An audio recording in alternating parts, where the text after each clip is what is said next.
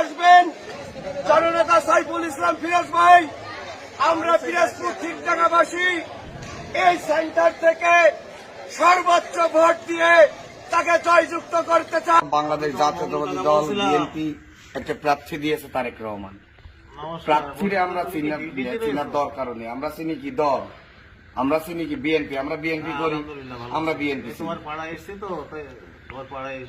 আমরা প্রার্থীরে চিনি না, আমরা প্রতীকরে চিনি, আমরা তারেক রহমানরে চিনি। আপনাদের এই যে মন্দিরটা, এই মন্দিরের উন্নয়নের দরকার আছে না? এর আগে দেখেছি আমরা পিরোজপুর ঠিকডাঙ্গাবাসী একতাবদ্ধ ভাবে ভোট কেন্দ্র সব একদিকে দিয়েছি। এখন আমরা চাবো আপনাদের কাছে দাবি, এই 12 বাজার ইউনিয়নের সব থেকে পিরোজপুর গ্রামে ধানের শীষের ভোট বেশি পাবে। সবাই হাতে করেন দেবেন, সবাই দেবেন। আপনাদের আপদ বিপদে আমরা পাশে থাকবো। আপনাদের কোনো ভয় ভীতি কিচ্ছু নেই। যদি কোনো সন্ত্রাসী আপনাদেরকে হুমকি ধামকি দেওয়ার চেষ্টা করে আমাদের নেতাদেরকে জানাবেন, সাথে সাথে তার প্রতিকার পাবেন। সেই সব গুছাই দেবেন। আমার নেতারা একটা সিদ্ধান্ত নিয়েছে যে আপনাদের এই মন্দিরের এইখানে আমাদের প্রার্থীরে নিয়ে আসবো। আপনাদের এই মন্দিরের দাবি দাবা, আপনাদের রোডের যে দাবি দাবাগুলো আছে আপনারা তার সামনে তুলে ধরবেন। আমরা সে দাবি দাবাগুলো আপনাদের পূরণ করার জন্য চেষ্টা করব।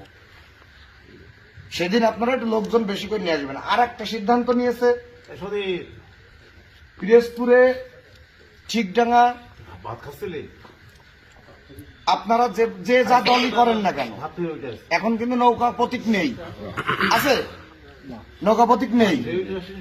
তাহলে আপনারা ভোটটা সবাই ধানের শীষে দিয়ে দেবেন। স্বতন্ত্র বলে কিছু নেই, সবাই একটা দলের। কিন্তু আপনারা হিন্দু সম্প্রদায়ের মানুষ, আমরা কিন্তু জানি যে আপনারা একটু আওয়ামী লীগকে কেউ কেউ ভালোবাসে, পছন্দ করে, ভোটটা দেয়।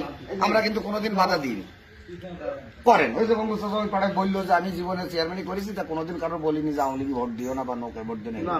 কিন্তু সে এখন বলতে চাচ্ছে যে এখন প্রতীক নেই, তাহলে তোমরা ধানের শীষে ভোট দাও। তা আমাদের মাঝে একটু কথা বলবে।